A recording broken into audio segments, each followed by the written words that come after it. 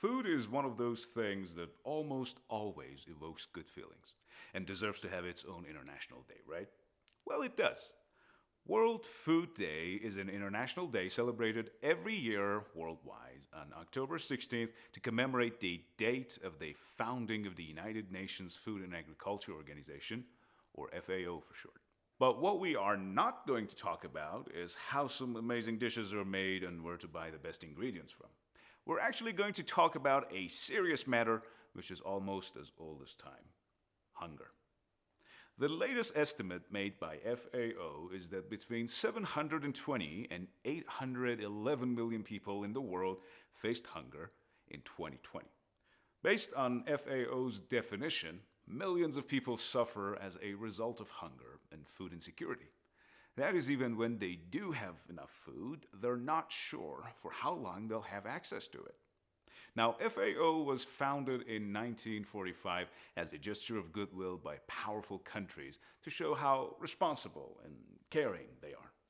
Over 1400 years ago, the Prophet of Islam drew the attention of his followers to the matter of hunger and how to tackle it too.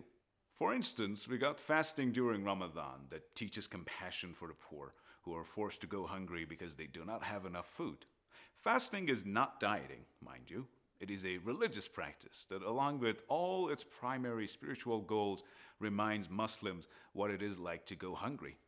A reminder, so we don't forget there are always those around us who need help. But fasting is only one of the ways in which Muslims are inspired to help the poor and hungry. Another very important practice is Zakat. Zakat is a finance term referring to the obligation that an individual has to donate a certain proportion of wealth each year to charitable causes or support the poor directly himself.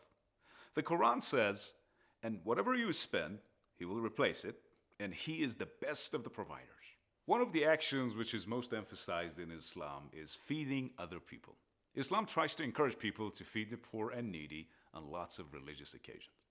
Sharing food is a way of taking care of the vulnerable and bringing the community together. Islam advocates feeding the hungry regardless of race, skin color, gender, religion, or region.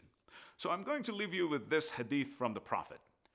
He is not a believer whose stomach is filled while his neighbor is hungry.